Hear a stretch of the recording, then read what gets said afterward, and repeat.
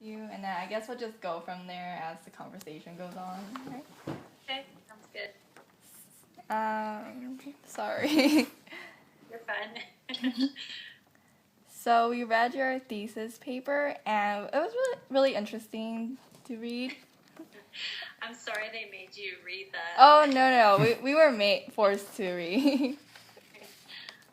Well, and just want to start off by how can students who live far from the mountains help raise awareness for the environmental crimes?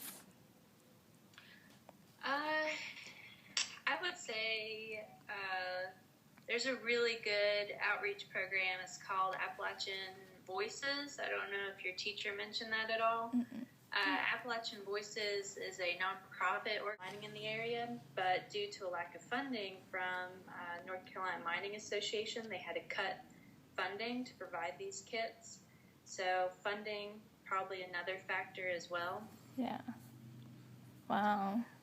Speaking of funding and non-coal mining, how does it affect Mitchell County economically? And can it also affect the people's health? What was the last part? Can it also affect the people's health?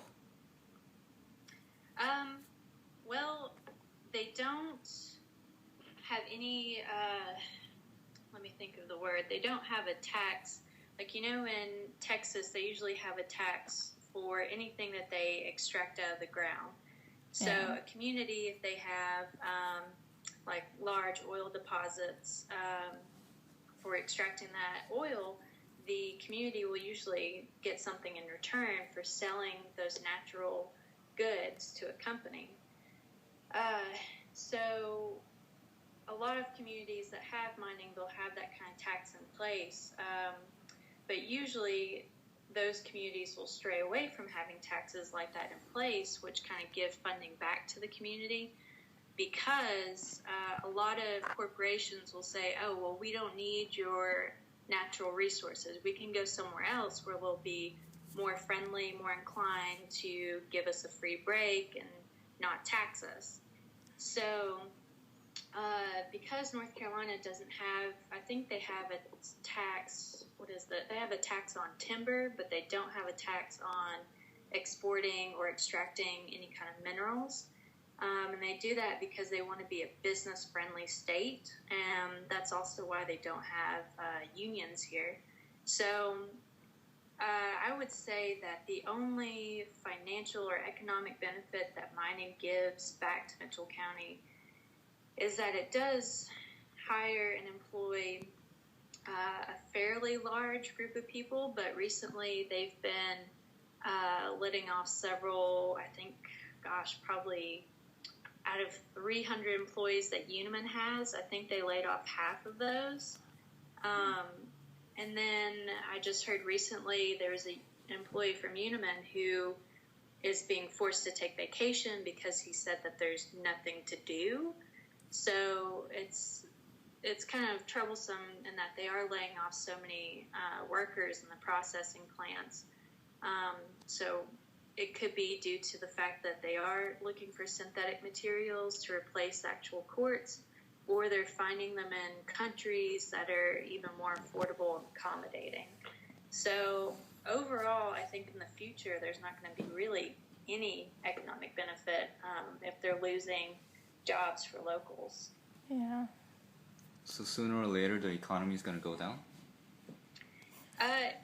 It could. I mean, depending on what happens with, it kind of goes both ways. Like, it depends on which side of the fence you're on with this mining, and that a lot of the employees or researchers at the local mining companies, they're going to say, our jobs aren't going anywhere.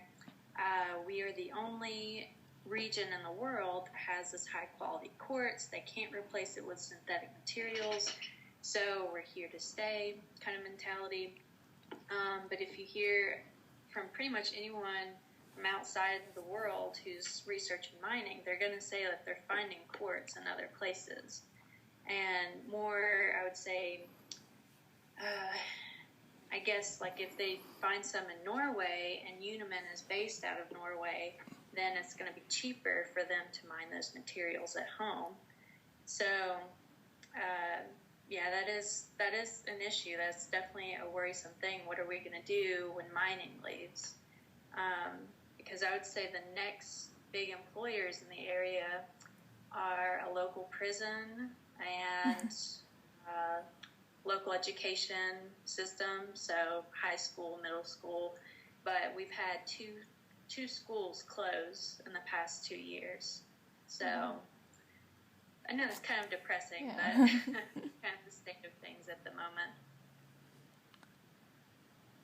What about the health concerns from this?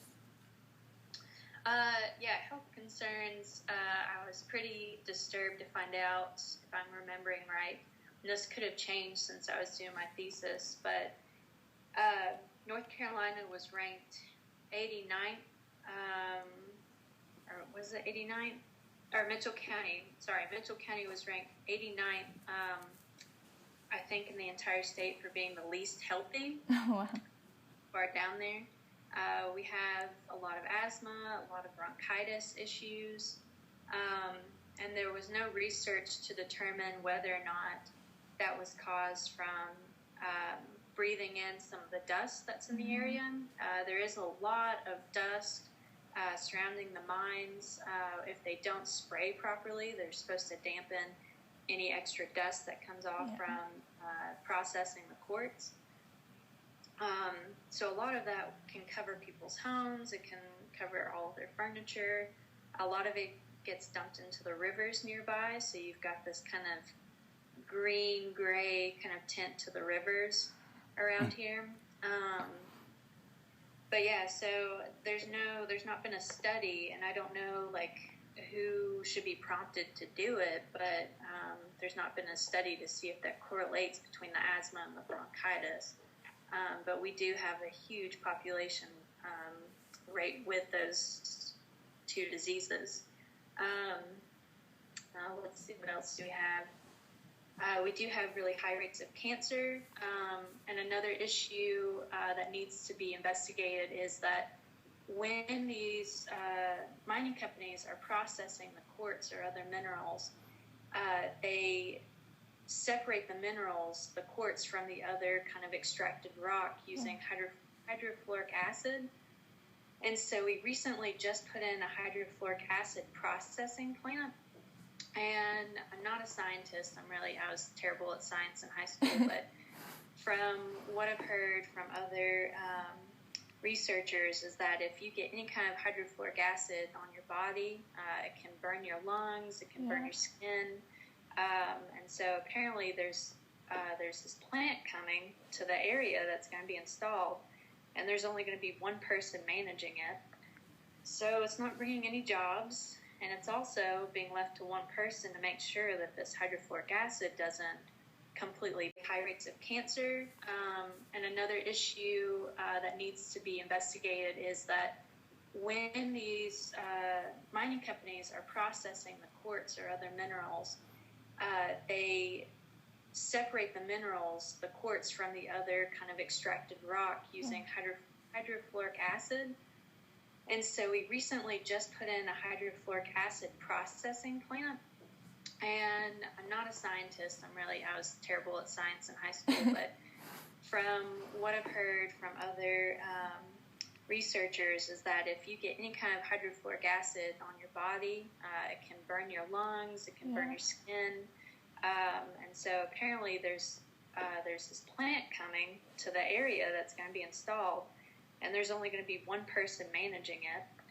So it's not bringing any jobs, and it's also being left to one person to make sure that this hydrofluoric acid doesn't completely bust all over Mitchell County.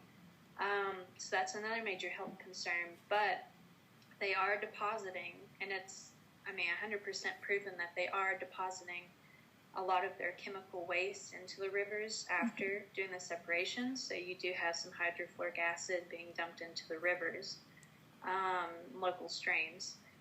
And it's just kind of one of those things, like you'll see a mysterious newspaper article in the local paper that will say, several people burned mysteriously at the local swim. Wow. So you got to pick where you swim carefully. So, Oh, yep. So those are the health concerns. So that sucks. Well, so can you explain to us on the process of quartz mining? Like, do they do mountaintop removal at all, or is just there a special way of mining? they don't do mountaintop removal. It's not quite as destructive as that.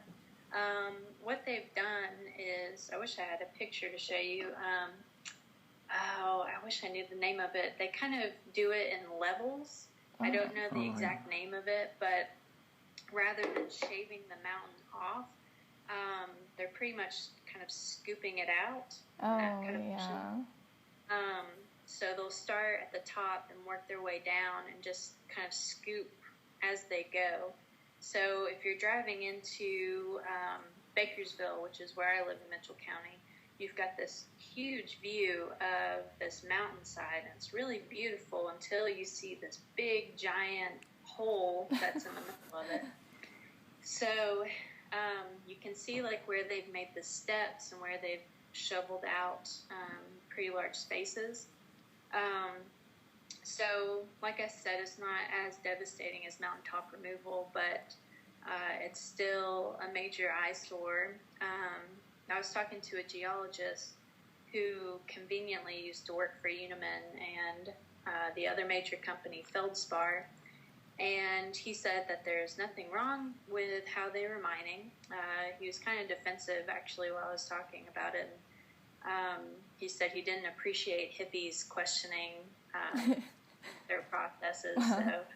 But he said that eventually, when they're finished with that particular spot in the range, it's going to go naturally back to vegetation, is what he was telling me, and that it will actually be more lush and more beautiful than ever because it's going to have all of that rich like sediment dug up and brought to the surface. And so anyway, that was his diagnosis, that eventually it's going to go back to the earth and that it's going to be perfectly fine in several decades. So, but right now they're working on that major, like I said, that major hole in the range there.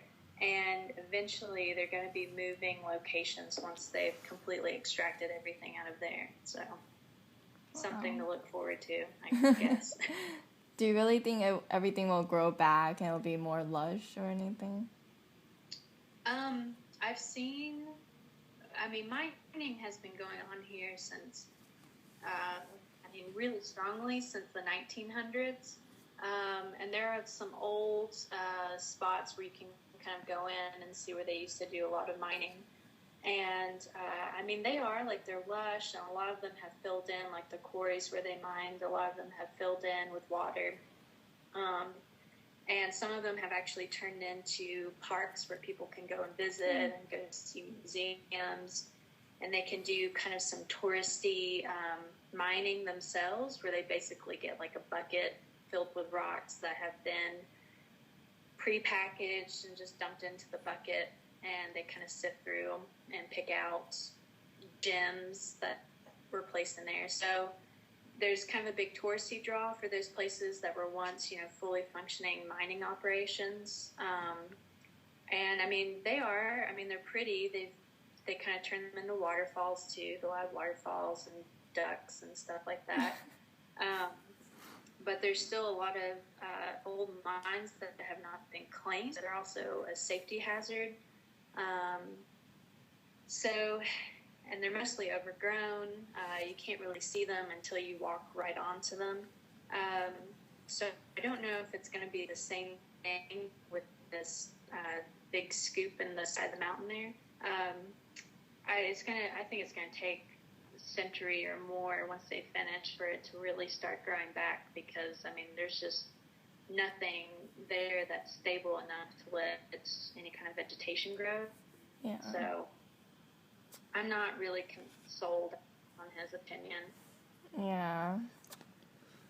What are the possible environmental effects of mining? Well, the hydrofluoric acid, I think that's done a lot of damage, especially downstream, to a lot of the plant and fish life that are in there, aquatic life. So far, there haven't been any cases where it's really affected any of the other wildlife, like any kind of animals drinking out of the water or anything like that. But overall, I mean, we're going to be having these big, huge spaces, these big holes where, there used to be a mountain, a big solid mountain. I think it'll eventually cause more flooding. So I think it's going to change the landscape a lot. And we've already had, this past summer, we had a lot of flooding that happened. And there's been a lot of erosion from the mining. So a lot of areas have been devastated due to that erosion because there was nothing to stop the water.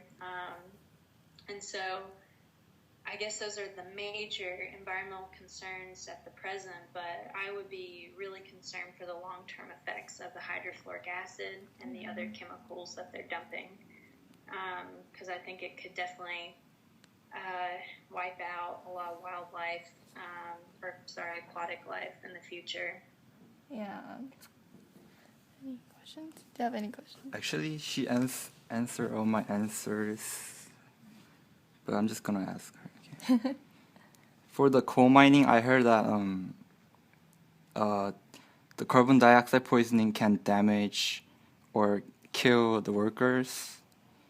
But I want to ask that what would be harmful to workers there in non-coal mining? Just recap all. Actually, you answered everything, but just recap. Okay.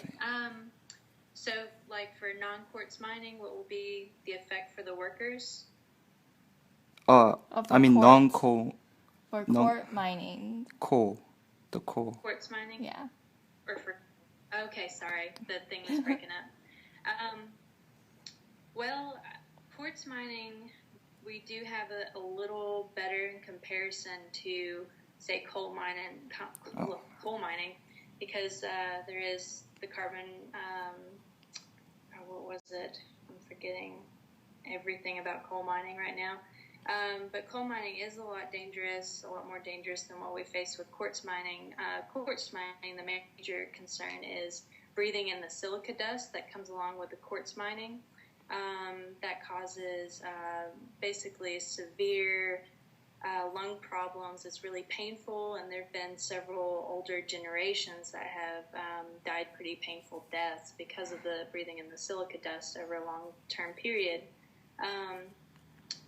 Besides, I'm trying to think of the other dangers. I know that there have been several deaths due to landslides. So I think improper mining techniques, kind of the loose gravel that comes along with it. There's no firm ground where they're scooping out, so there's been a lot of truck turnovers. So those kind of hazards go along with it as well. And also handling the chemicals, like I said, they do have a lot of well-trained people that are working there, but for the most part, the people that I talked with who work there, they have absolutely no background in chemistry, biology. Most of them, I think, had kind of agricultural degrees from NC State, so they didn't have any background in mining, and they were just kind of thrown into the position. So I think there is a lot of risk, health-wise and safety-wise, that go along with mining because of those factors. But yeah, breathing in the silica dust is definitely the worst part of it. Yeah. And a lot of these workers, they go to work with the fear of, being told that they're going on vacation because there's nothing to do. And so they're going on vacation without pay.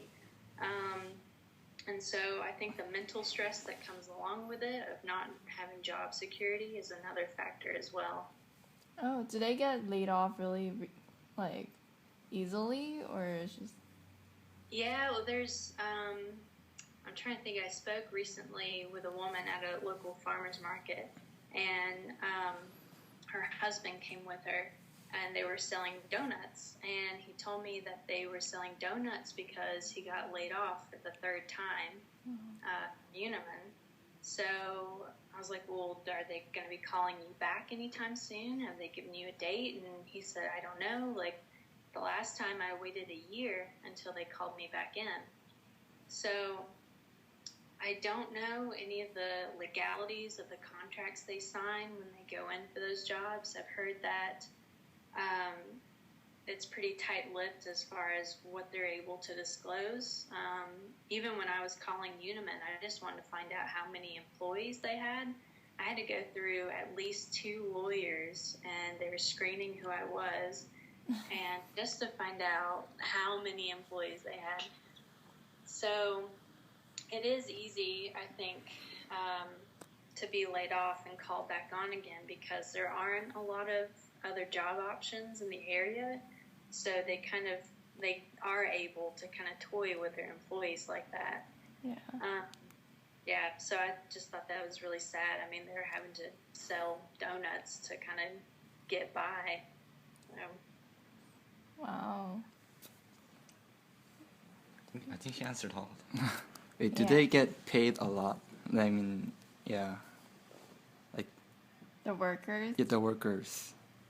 Or is it Good. just barely to get by? Or is, well, the workers, do they get paid enough to survive, or do they pay, like, minimum They wage? do. I or- mean, it's one of the higher paying jobs to have in the area. But that's one thing I couldn't find out after trying to call Uniman and not being able to get information. But I think depending on how many years that you're with them, you can make up to $50,000. Starting out, you'd probably make 25 to 30,000.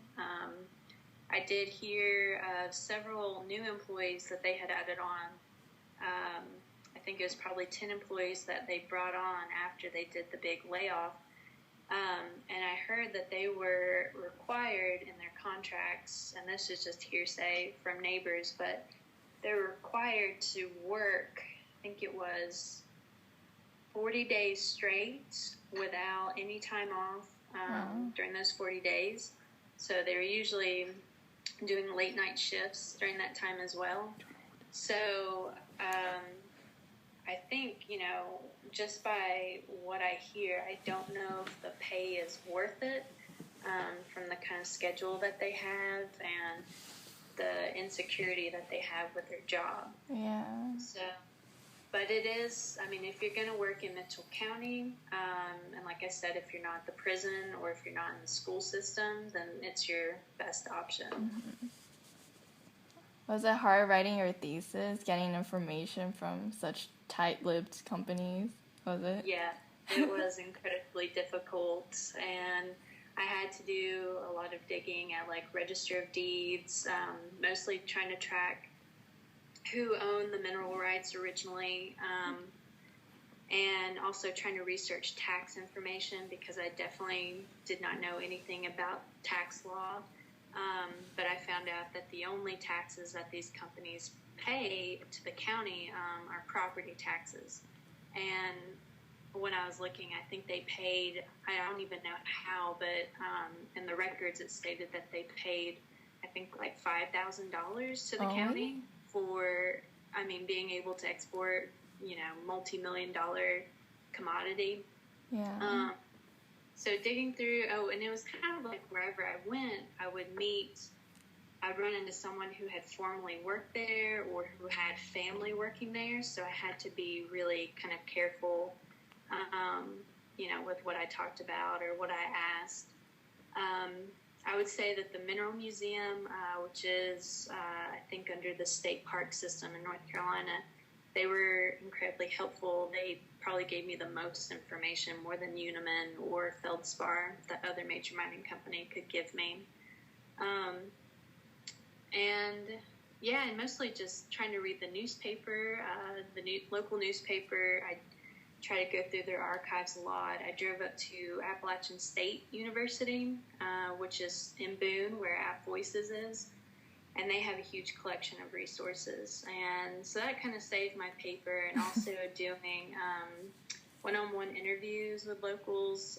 There's an organization called the Toe River Valley Watch, and it's a group of local volunteers, and they pretty much scan like the local streams, creeks, and river to make sure that there's not being too much sediment from the mining being deposited into the rivers. And when they do find any kind of evidence that there's been a lot of dumping going on, they'll contact Environmental Protection Agency, or they'll, send a letter of warning to the company and those kind of things.